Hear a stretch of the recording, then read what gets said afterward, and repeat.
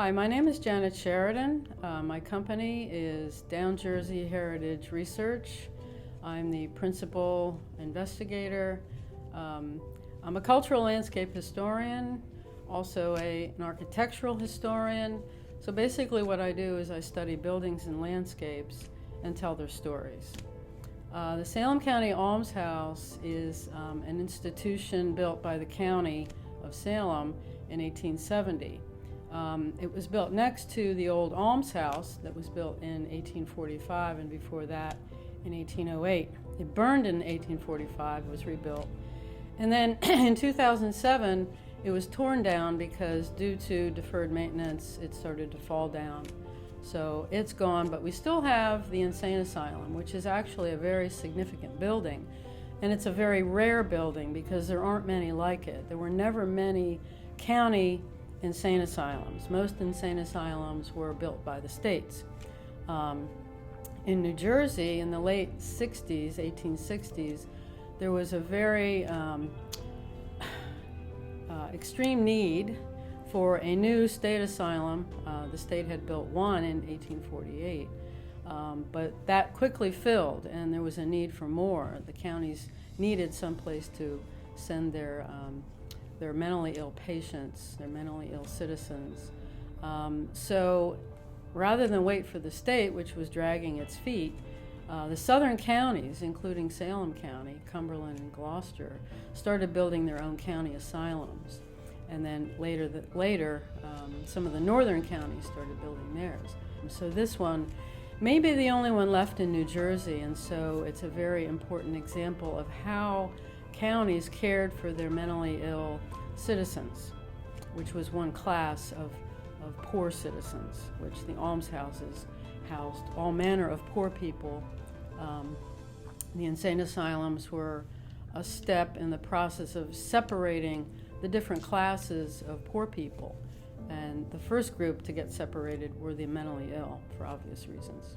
In the earliest days of building institutions for the poor, which was the late 18th century in the biggest cities and then later on out in the country, they would kind of collect all kinds of poor people, whether they were poor because they didn't have a job, or they were poor because they had a physical disability or a mental disability, or what we call today mentally ill or developmentally disabled, or of people who were just old and sick would end up in the poorhouses or the almshouses.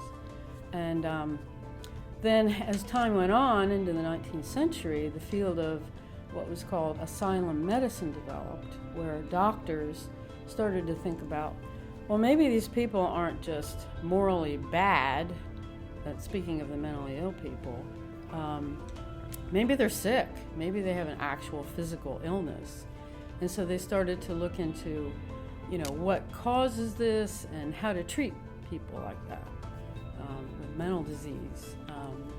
So the thinking about how to treat mentally ill started to change from simply chaining people if they were, really sort of disorderly and dangerous.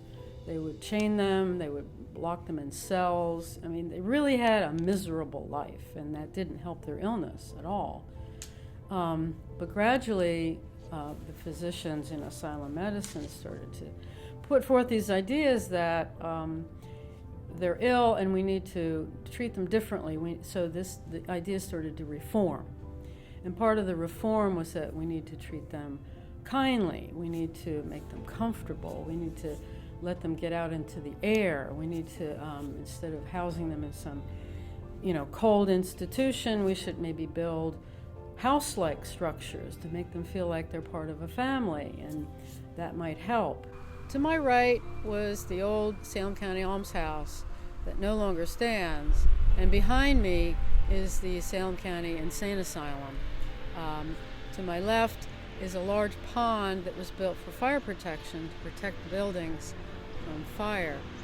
In the late 20s, the Insane Asylum ceased to be used as an insane asylum and instead was being used as a women's wing for the poorhouse. But in 1951, there was a major change to both buildings. They were renovated, totally renovated, into a nursing home. So at that point, the name was changed to the Salem County Nursing Home. And then for 20 years, it operated as such until they moved the nursing home operation to another site. At that point, the building was open to various nonprofit organizations that were mainly involved in social services, and they operated in both buildings until until 1995. At that point, they closed the building, all the offices moved out, and the freeholders proceeded to look for ways to reuse the buildings. They had a feasibility study done.